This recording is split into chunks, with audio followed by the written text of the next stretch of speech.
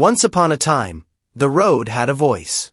A sound so pure, it could make your heart race before the wheels even moved.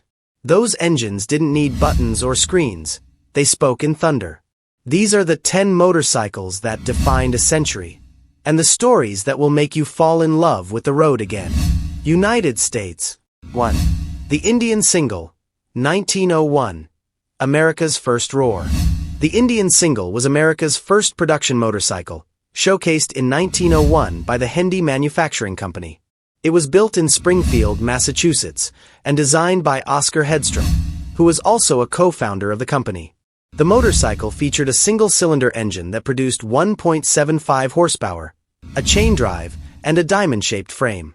It was lightweight at only 130 pounds and could reach speeds of up to 30 to 35 miles per hour, making it a groundbreaking innovation at the time. The Indian Single's streamlined design and reliability quickly made it popular among riders. Its success set the stage for Indian Motorcycle to become the world's largest motorcycle manufacturer by the 1910s. The company introduced its signature deep red color in 1904, which became a lasting trademark. Question: Indian or Harley? Which one carries the true American soul? Comment below. Harley-Davidson Model 11F, 1915. The birth of the V-twin. The Harley-Davidson Model 11F, introduced in 1915, was a major milestone in early motorcycle design. It featured a 61 cubic inch V-twin engine, offering a 37% increase in horsepower compared to earlier models. Riders benefited from its innovative 3-speed sliding gear transmission, which made shifting gears much smoother and easier. The bike also introduced an automatic oil pump, relieving riders from manually maintaining oil flow to the engine. Most Model 11F motorcycles came with acetylene-powered headlights, a practical choice for the era, though electric lights were an option on more expensive models. With a price of $275, the 11F was not cheap, but was packed with advanced technology for its time. Around 10,000 of the Model 11F were produced in 1915, making it one of Harley-Davidson's most successful early models. Question: Can you still remember your first Harley ride? Tell your story. Legends deserve to be heard. 3. Brough Superior SS100, 1920s. The Gentleman's Rocket.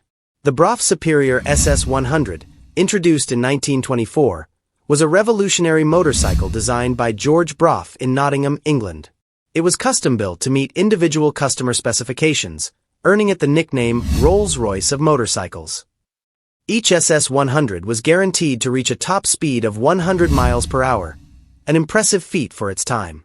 It featured a 998 cubic centimeters V-twin engine and innovative suspension that combined lightweight materials with excellent handling. The motorcycle gained fame through racing victories and records, including George Brough's own speed record of 130.6 miles per hour in 1928. T.E. Lawrence, famously known as Lawrence of Arabia, owned several SS100s and tragically died in an accident on one. This accident inspired the development of modern motorcycle helmets, saving countless lives. Question: Would you dare to ride one of these roaring relics today? 4. Vincent HRD Series A Rapide, 1930s. The Snarling Beast. The Vincent Rapide Series A, introduced in 1936, was a groundbreaking motorcycle known for its powerful 998 cubic centimeters V-twin engine. Designed by Phil Irving and Phil Vincent, it used innovative engineering to create a high-performance machine capable of speeds up to 110 miles per hour. Its cantilever rear suspension and girder front forks provided excellent ride comfort and handling for the era. The bike's diamond frame construction, shared with earlier Vincent models, was lengthened to accommodate the larger engine. Riders appreciated its dry sump lubrication system and dual-purpose fuel tank, which also held oil. The Rapide earned nicknames like the Snarling Beast and the Plumber's Nightmare due to its power and complex external pipework. In 1950, the HRD was dropped from the name and simply called the Vincent. This was to prevent confusion with Harley-Davidson when sold in the U.S. market. Question: Vincent Rapide or Brough Superior? Which legend wins your heart? 5. Harley-Davidson WLA, the Liberator, 1940s. Freedom on two wheels. The Harley-Davidson WLA, introduced in 1940, was a motorcycle built specifically for military use during World War II. It was based on the civilian WL model, featuring a 45 cubic inch flathead engine and modifications for rugged battlefield conditions. Known as the Liberator, it was widely used by U.S. forces and allies, including under the Lend-Lease program. Its durable design included features like an oil bath air cleaner for dusty environments, blackout lights for night operations, and fenders modified to prevent mud clogging. Though reliable, the WLA was not intended for combat but served in roles such as scouting, courier duties, and escort work. After the war, many WLAs were sold as surplus and adapted for civilian use, fueling the rise of custom motorcycle culture.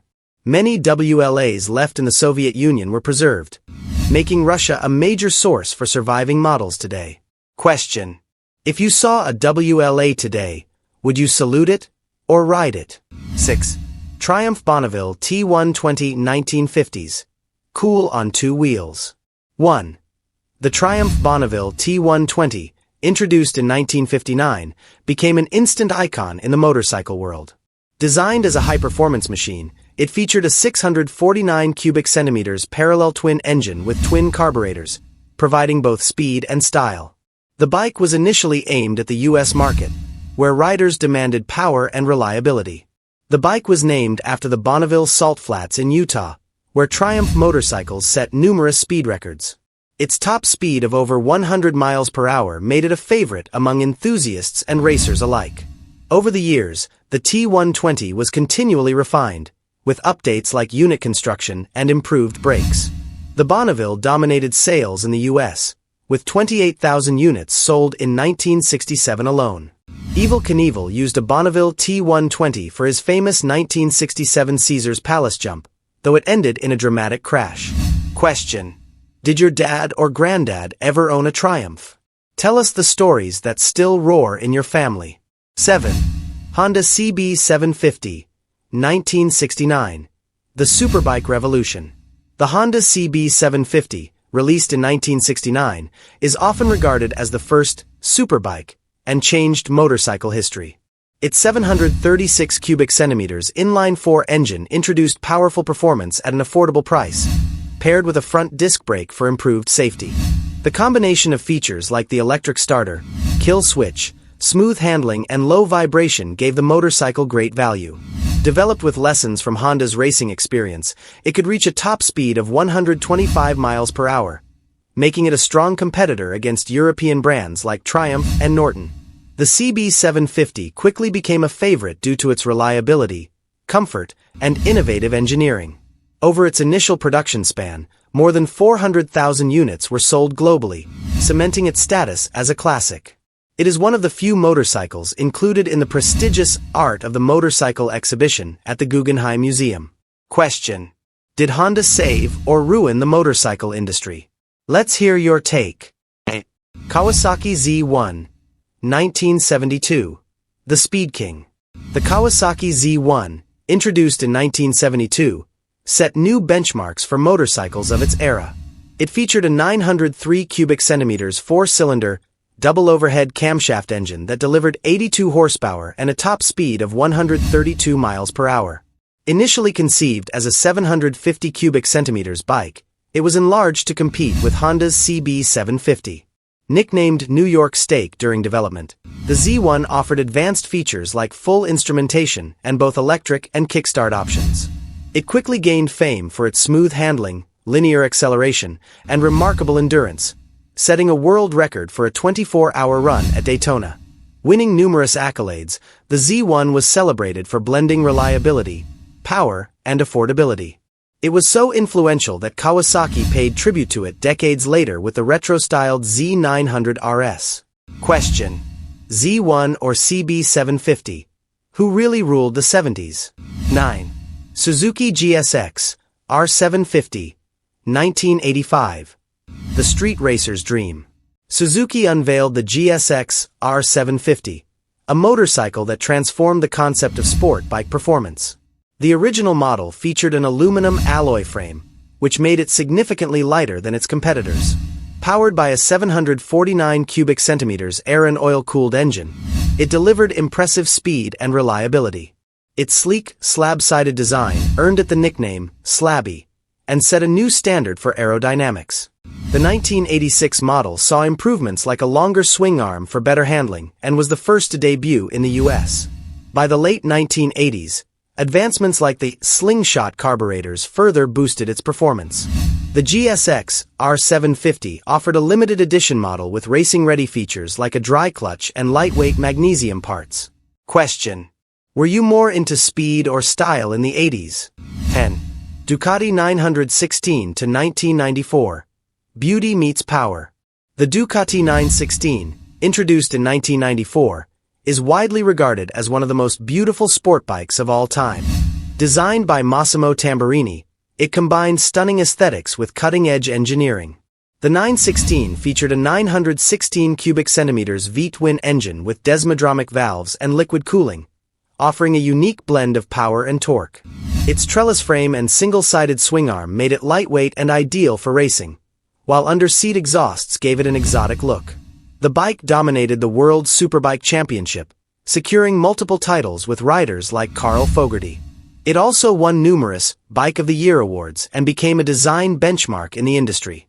Motorcyclist magazine jokingly wrote, 1994, Ducati 916 debuts. Did anything else happen that year? Question: Ducati or Harley? If you could own just one, what's your pick? These motorcycles weren't just machines. They were milestones in motion. They carried soldiers to war, rebels to glory, and dreamers to the edge of freedom. From the humble Indian single to the legendary Ducati 916, each one carried a story, a heartbeat of its time. And even now, when technology has replaced grease with code, their spirit still echoes through every engine that dares to roar. Because deep down, every rider knows the truth. It's not about the destination. It's about the feeling, that pure, unfiltered moment when you and the machine become one. Final question: if you could bring back one motorcycle from history, which legend would you choose? Like, subscribe, and share to keep the roar of history alive, and keep America's past riding into the future.